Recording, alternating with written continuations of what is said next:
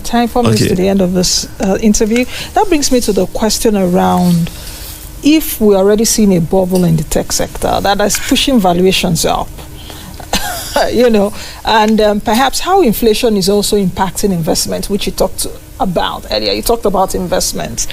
How has it impacted making investment, especially in the digital economy speak with looking at foreign exchange issues now, inflation issues, then the issue about even a bubble, because sometimes I look at it even from where I'm seated, I'm like, this tech space or this digital economy space, are we really already in a bubble, or is there a bubble that will bust ahead, or we've not even scratched the surface? Oh well, there will always be a bubble, but you'll be surprised that there's the ones. I don't know if we're in a bubble yet. Okay. I don't think we've pushed the needle to the point where, because there's still room for immense opportunity, immense growth. But having said that, coming into the .com bubble, there were companies, there are many companies that came about, but there's some of these successful companies today that were created during that bubble, and they're successful today. So it doesn't mean that it kills everything. It just separates the boys from the men. The chaps from the chaps, basically. So I don't think we should focus too much on that, but we must not let this opportunity go. We have missed in Web 1.0, literally. Yeah. We missed in the second one. We shouldn't miss on this third one. How about blockchain? Let me ask you about that blockchain metaverse. What prospects? Immense prospects, and it will happen. Immense. Oh yes, it will happen. It is happening slowly.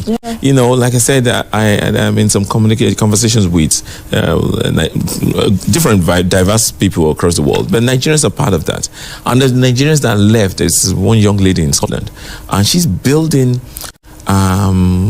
solutions for the fashion industry in the metaverse already.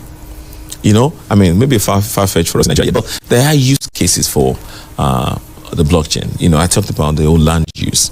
There's a use case in that space. I talked about even credit lending as a massive use case.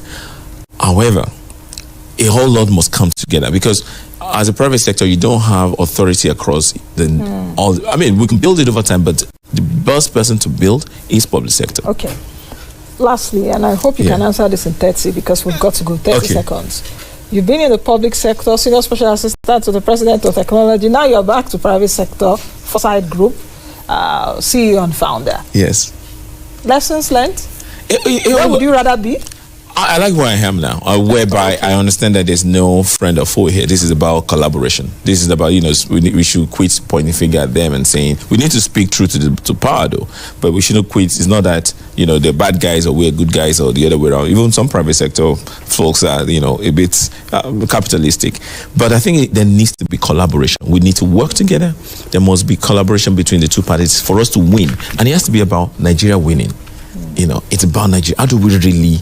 How can we become a global leader in technology? And that's the question that should be real for us. And I think we have all that is required. We just need to mix it well together. Thank you very much, Larry. Thank you very much for having me.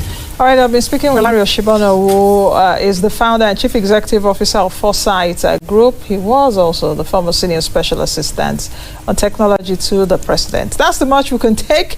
You've heard it from him. We should not, we shouldn't sleep. And all this jackpot, they are taking our skills and they are taking our talent. So we need to be deliberate and intentional. I am Nancy Naji. I'll see you all again tomorrow with another topic, another guest. Be the best you can be that change that you want to see. Bye now.